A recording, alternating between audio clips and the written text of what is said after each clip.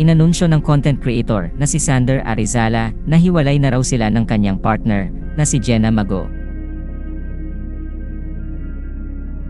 Sa panayam ng Kami, sinabi ni Sander na naghiwalay sila ni Jenna dahil nawalan daw siya ng oras sa pamilya niya, napabayaan niya ang kanyang ex-partner at ang kanilang anak at nasaktan raw niya si Jenna emotionally.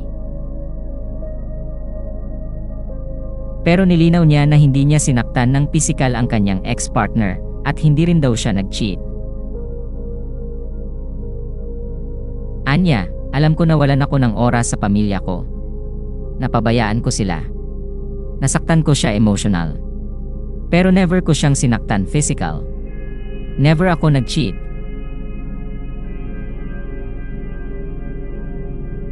Nagbigay rin siya ng madamdaming mensahe para sa kanyang dating partner.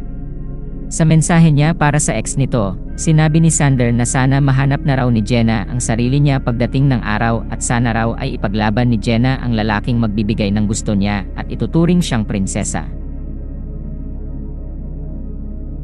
Anya, pag okay ka na pwede mo ako balikan, pwede mo ako kausapin kahit isang kaibigan na lang at sana yung anak natin wag mo pababayaan at wag mo siya ipagdadamot sa akin. Sinabi rin ni Sander na nasa co-parenting setup na raw sila ni Jenna at napagdesisyonan daw nilang dalawa na magpapalitan na lang daw sila ng oras or lingguhang pag-aalaga sa kanilang anak na si Ceres kahit nasa magkaibang bahay sila.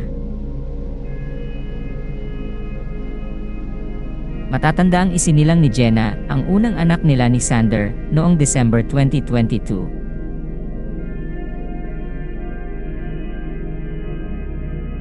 Samantala, nag-post si Sander sa kanyang Instagram stories kung saan sinabi niya na may iba na raw na gusto si Jenna kahit sila pa noon.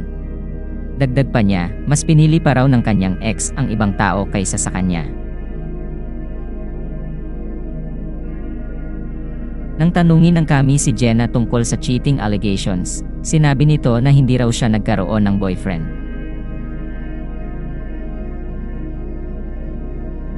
Nangako rin si Jenna na ibabahagi niya sa publiko ang kanyang side soon.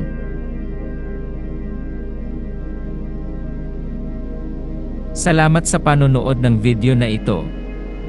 Huwag kalimutang mag-subscribe sa aming YouTube channel.